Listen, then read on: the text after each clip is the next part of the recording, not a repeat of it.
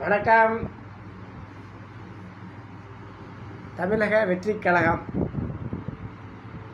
கூட்டத்துக்கு மிக சிறப்பான ஏற்பாடெல்லாம் நடந்துக்கிட்டு இருக்கு. தொடர்ந்து நடந்து கொடுத்தா கேள்விப்பட்டேன். மிக சந்தோஷமாக இருக்குது. தலைவர் விஜய் அவர்கள் அதுக்கு தகுந்த நடவடிக்கைகள் நடந்துகிட்டு இருக்காரு. இது இப்படி இருக்க அவருடைய வழிகளில் ஏதோ மாறுதல் ஏற்படுற மாதிரி தகவல்கள்லாம் சமூக வலைதளங்களில் நிறைய வருது. என்ன வழிகள்? மதசார்பற்ற தன்மைன்னு ஒன்று இருக்குது. அது இன்னொன்று திராவிட பாரம்பரிய வழி. இது ரெண்டில் எதை தேர்ந்தெடுக்கிறான்னு தெரியல. இன்னும் கொஞ்சம் கன்ஃபியூஷன் தான் இருக்குது. ஏன்னா அடிக்கடி தகவல் வேறு வந்துக்கிட்டு இருக்கு. தலைவர் எம்ஜிஆர் அவர்கள்லாம் வரும்போது இந்த மாதிரிலாம் வந்தோடனே டக்குன்னு மீட்டிங் போடுவாங்க. தெரியாது எந்த பக்கம் வர்றாருலாம் தெரியாது. அவங்களுடைய கொள்கைகளை முதல்ல ஏற்கனவே அரசியல் கட்சியில் இருந்ததுனால அதிலிருந்து அவர் எப்படி வழிவகை செய்ய முடியுமோ அதை செஞ்சுக்கிட்டார். விஜய் எந்த அரசியல் கட்சியில் இல்லாதனால தான் இதெல்லாம் இதை இப்படி வருவாரா அப்படி வருவாரான்னு பேசும் பொருளாயிடுச்சு. இதுக்கு முற்றுப்புள்ளி வைக்கிறது மாதிரி மீட்டிங்க்கு முன்னாலே ஒரு அறிவிப்பை அவர் விட்டு அவர் நிலைப்பாடை தெளிவுபடுத்துகிறான்னா இன்னும் சிறப்பாக இருக்கும். நான் மதசார்பற்ற தன்மையில் தான் வருவேன், இல்லை இந்த திராவிட பாரம்பரிய வழியில் வர்றேன் அப்படிங்கிற மாதிரி தெரியப்படுத்தினா நல்லாயிருக்கும்னு நினைக்கிறோம்.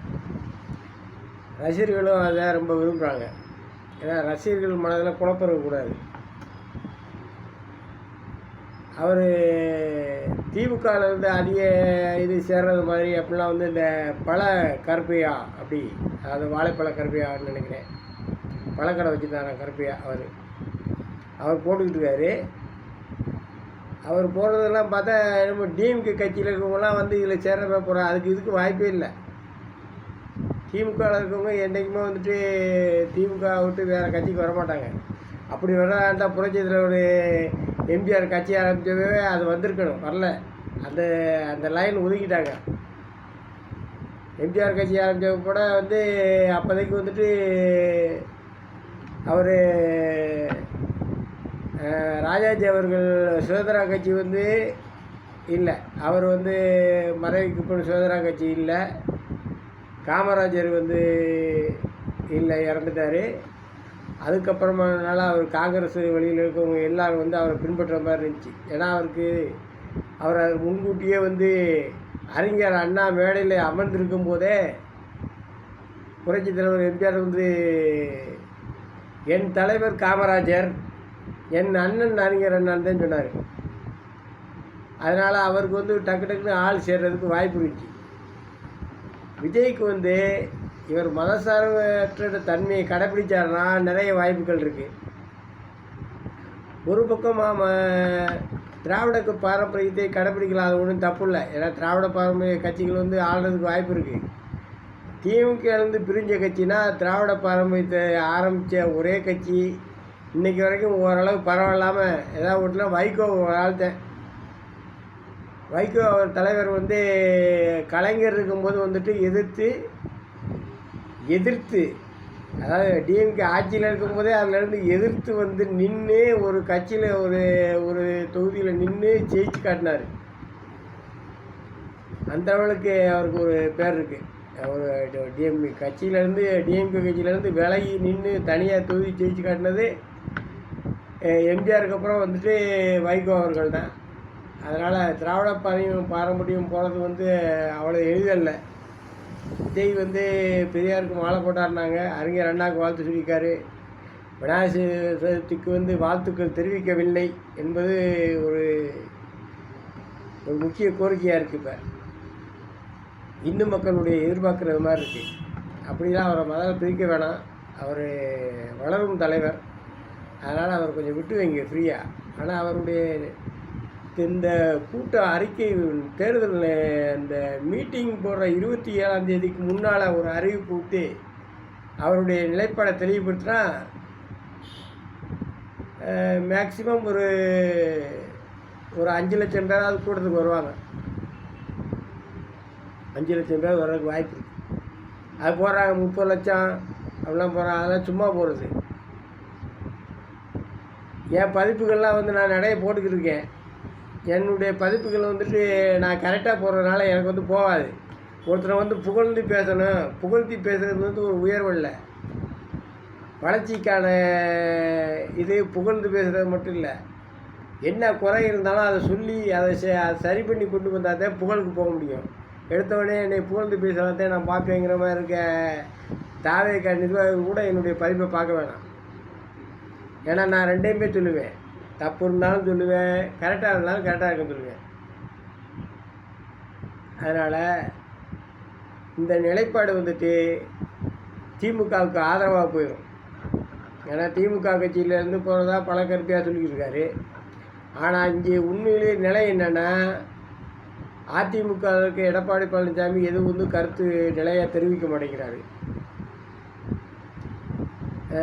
திமுக அப்புறம் அதிமுக கூட்டணிக்கு வாய்ப்பு இருக்குது அப்படிங்கிற மாதிரி பேசுகிறாங்க. தேமுதிகவுக்கு என்னென்னா, தேமுதிக கட்சியில் கூட்டணிக்கு வாய்ப்பு இருக்குது அப்படிங்கிற மாதிரி பேசிக்கிறாங்க. சீமான் நிலைப்பாடும் அதே தான் இருக்குது. அவர் முன்னாலேருந்தே சொல்லிக்கிட்டே இருக்கார். அவர் கட்சியை வளர்க்குறத விட்டுவிட்டு நான் விஜய் கட்சியை ஆரம்பிக்கிற முன்னாலேருந்தே கூட்டணின்னு சொல்லிக்கிட்டு இருக்காரு. இதெல்லாம் பார்க்கும்போது எப்படி இருக்குன்னா, எனக்கு ஒரு கொஞ்சம் வித்தியாசமாக தோணும். எனக்குமே மாற்றி எதையுமே மாற்றி யோசிக்கிறதே என்னுடைய பழக்கமே. என்ன தோணுதுன்னா, எனக்கு இவர்கள் கட்சியில் இருக்கும் இதுவரைக்கும் ஓட்டு வாங்கினாங்கள்ல, விஜய் ரசிகர்கள்லாம் இவர்களுக்கு ஓட்டு போட்டுருக்காங்க. அதனால் நம்ம கட்சியில் இருக்கவங்களை தக்க வைக்கிறதுக்காக அவர் கூடத்தான் நாங்களும் சேர போகிறோம் அப்படின்னா நீ போகாமல் இருப்பில்ல. விஜய் ரசிகன் இருக்க, நீ தேமுதிகவில் இருக்க, சீமான் கட்சியில் இருக்க. அப்படி இருந்தேன்னா என்ன சொல்கிறது, இவங்க நிலைப்பாடு நாங்கள் தான் விஜய் கட்சியில் தான் கூட்டணி போக போகிறோம் அப்படி இப்படி சொல்லி தடுத்து நிறுத்துகிற மாதிரி இருக்குது. இது வந்து மறைமுகமாக ஆதரவு கொடுக்குற மாதிரியே தடுத்து நிறுத்துகிற மாதிரி இருக்குது. இது கூட மதசார்பற்ற தன்மைங்கிறத உறுதிப்படுத்தி சொல்லணும். இல்லை மதசார்பற்ற தன்மை கூட தேவையில்லை. மது பழக்கத்தை ஒழிப்பதற்கான முக்கிய பங்காற்றும்படி விஜயுடைய பேச்சு இருந்தால் ஒரு 25 தொகுதி 30 தொகுதி ஜெயிக்கலாம். அதுக்கு வாய்ப்பு இருக்குது. தனியாக நின்னா கூட, நான் சொல்கிறது தனியாக நின்னா 30 தொகுதி செய்ய வாய்ப்பு இருக்குது. ஏன்னா நிறைய மக்கள் எதிர்பார்த்துக்கிட்டு இருக்காங்க. அவர் வந்து அந்த மாதிரி இந்த கொள்கையை உறுதிப்படுத்தணும். டிஎம்கே ஆதரிக்கிற மாதிரி திராவிட பாரம்பரியத்தில் போனால் எப்படி மதசார்பற்ற குடியை நிறுத்துறதை ஒத்துக்க முடியும் சொல்லுங்கள்? குடிகால பழக்கம் குடிப்பழக்கங்கிறது தமிழ்நாட்டில் வந்து காமராஜர் ஆட்சி காலத்தில் இல்லை. டிஎம்கே வந்ததுக்கப்புறம் தான் வந்துச்சு. குடிப்பழக்கத்தை கொண்டு வந்தவங்க எப்படி நிறுத்துவாங்க? குடிப்பழக்கத்தை கொண்டு வந்து சொல்லப்போனால் டிஎம்கே கட்சியில் தான் வந்து அந்த ஃபேக்ட்ரியே இருக்குலாம் சொல்லிக்கிறாங்க. எனக்கு அதை பற்றி முழுவதும் தெரியல. ஆனால் சொல்கிறாங்க. சொல்லும்போது டிஎம்கே வழியில் தான் அந்த ஃபேக்ட்ரியே இருக்குது அப்படிங்கிறது ஓப்பன் பேஸில் சொல்கிறாங்களே எல்லாருமே. அப்படி இருக்கும்போது அவங்க எப்படி நிப்பாட்டுவாங்க? இவர் அப்படி திராவிட பாரம்பரியம் அப்போ இவரும் சப்போர்ட் பண்ணுற மாதிரி ஆயிரும். அதனால் அந்த நிலையை தெளிவுபடுத்தி ஒரு 20ஆம் தேதி அப்படியாவது ஒரு அறிக்கையை விட்டால் விஜய்க்கு வந்து விஜய் கட்சி வளர்கிறதுக்கு வாய்ப்பு இருக்குது. இப்படி இல்லைன்னா இப்போ போகிற போக்கில் போனால் விஜய் கட்சிக்கு வந்து இவங்க ஆதரவு கொடுக்குற மாதிரி மறைமுகமாக சொல்லி கட்சிக்கு வர்றவங்கள தடுக்கிறாங்க. தேமுதிக, சீமான் கட்சி, ஏடிஎம்கே எடப்பாடி பழனிசாமி கூட சொல்கிறார் டிஎம்கே பக்கம் தான் போவாங்க ஆளுங்கிற மாதிரி சொல்லிட்டு இருக்காரு. ஆனால் அதெல்லாம் கிடையாது. டிஎம்கேலேருந்து எவனும் போக மாட்டான். திமுக கட்சி அது அப்படியே தான் இருக்கும். அதுலேருந்து நிலைப்பாட்டிலேருந்து மாறி வரமாட்டாங்க. மது விலக்கையே அவங்க ஒத்துக்கிற மாட்டாங்க. ஏன்னா அதை கொண்டு வந்தது பெரிய